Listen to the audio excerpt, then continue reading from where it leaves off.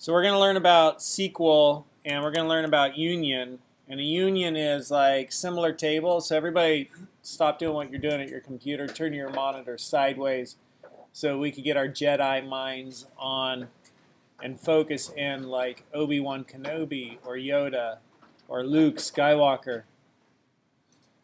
Yeah, so your laptop too. The point is no glow boxes in front of your face. Huh?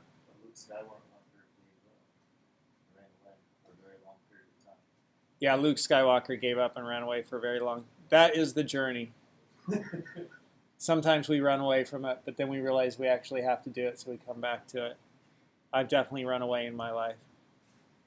All right, so we're going to learn about union. And a union is like, I'm going to do a query that pulls. So before we were looking at queries that will join columns together. So we have a table, we have tables. And, you know, here's, well, no, there's not enough columns there. Okay, we have like, here's a schema. We have these tables.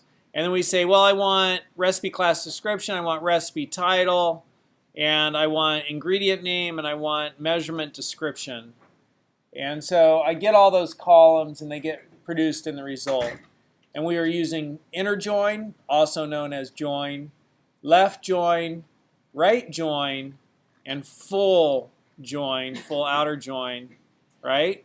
So we are using those joins to bring together different columns from different tables. Different columns from different tables. Now what we're going to do is we're going to bring together different rows from different tables, and that's a union. What does that look like? To show you that, dang it, I got to take a picture.